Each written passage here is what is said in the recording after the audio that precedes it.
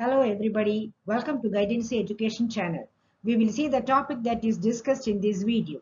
We are continuing class 11 physics, motion in a straight line, and under that uniform acceleration. We will derive the kinematic equations. This is a very important topic, so do not miss it. Watch the video completely till the end without skipping. And if you think the video is useful, do like the video, share the video with your friends, and also leave your feedbacks as comments in the comment box below. If you have not yet subscribed my channel, do subscribe it now and also press the bell button and all button for notification of more videos like this. Thank you very much. Come, let us start the topic right away. Our topic is kinematic equations for uniform accelerated motion. Derivation of the equations.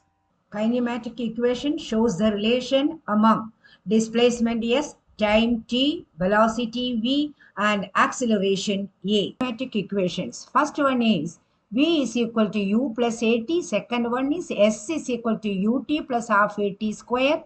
Third one is v square is equal to u square plus 2as. Among these equations, the first equation is a fundamental equation derived from the definition for acceleration. Acceleration is the rate of change of velocity. So, if the initial velocity is u and final velocity is v, acceleration is v minus u by time taken t. From this you get the expression v minus u is equal to at.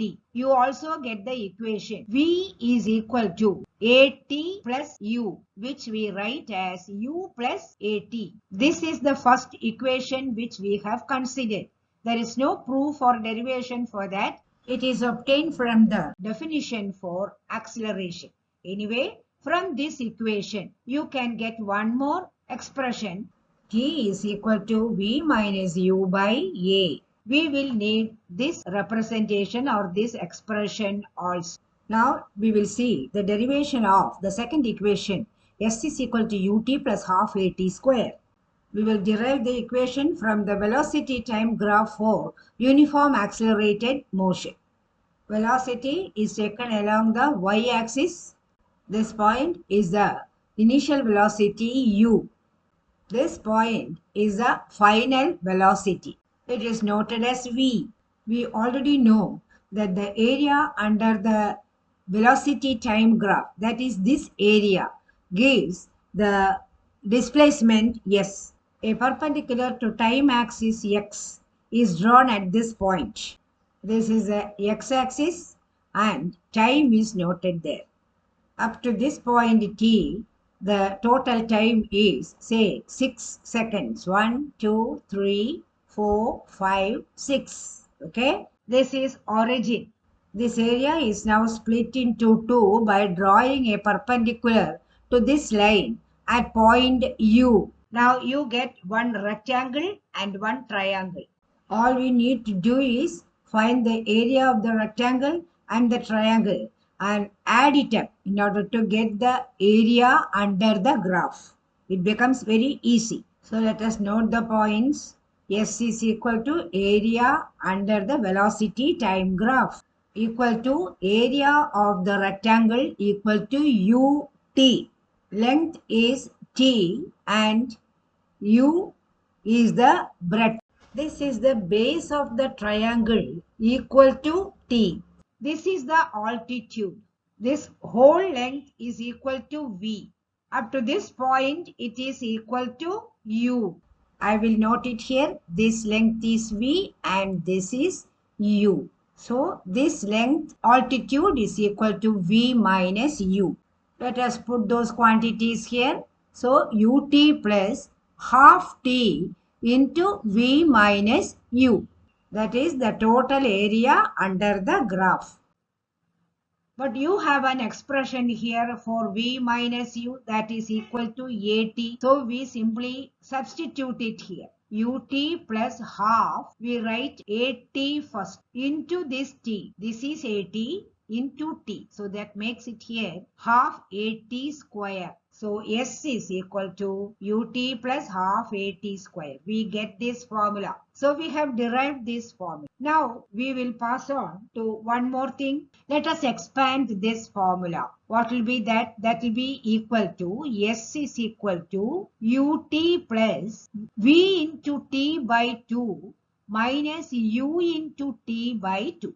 So Vt by 2 minus Ut by 2. So you have this minus Ut by 2. That is half Ut. Here you have one full Ut. That is positive. So when you subtract this quantity from this quantity, you will get S is equal to Vt by 2 plus Ut by 2.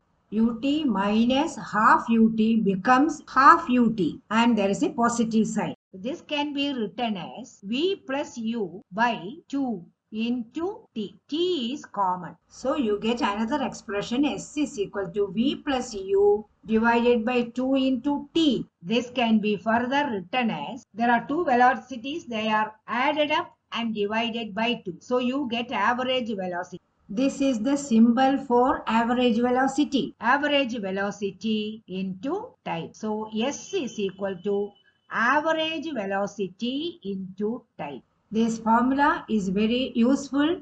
That is, when initial velocity and final velocity along with time is given, then all you need to do is find the average velocity and then multiply it by t in order to get the displacement during that time interval. Now we will pass on to the derivation of the third equation.